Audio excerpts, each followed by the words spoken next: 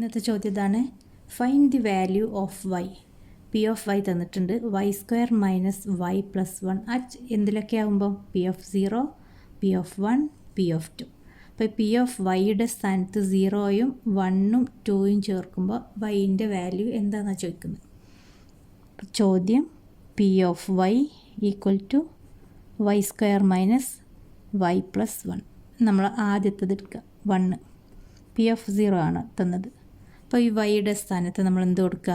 0 എന്ന് കൊടുക്കുക. P of 0 equal to ഈ വൈൻ്റെ സ്ഥാനത്ത് 0 സ്ക്വയർ മൈനസ് ഈ വൈൻ്റെ സ്ഥാനത്ത് 0 പ്ലസ് 1 ഈക്വൽ ടു 0 സ്ക്വയർ എന്ന് പറഞ്ഞാൽ 0 minus 0 plus 1 equal to 0 minus 0 0. അപ്പോൾ അതൊന്നുമില്ല, വാല്യൂ 1. അപ്പോൾ പി ഓഫ് 0 എന്ന് പറഞ്ഞാൽ 1. ഇനി അടുത്തത് പി ഓഫ് 1 കൊടുക്കുക.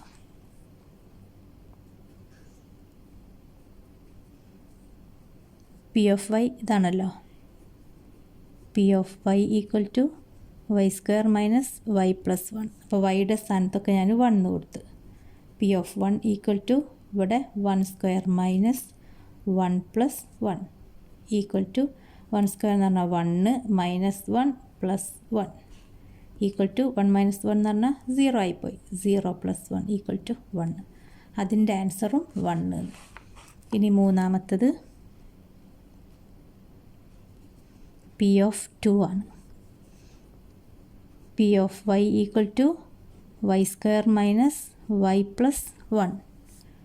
പി ഓഫ് 2 ഈക്വൽ ടു വൈയുടെ സ്ഥാനത്ത് 2 square minus 2 plus 1 equal to 2 square എന്ന് പറഞ്ഞാൽ 4 minus 2 plus 1 equal to 4 minus 2 2 plus 1 equal to 3. ഇതിൻ്റെ ആൻസർ 3. ചെയ്യാൻ നല്ല ഈസി അല്ലേ?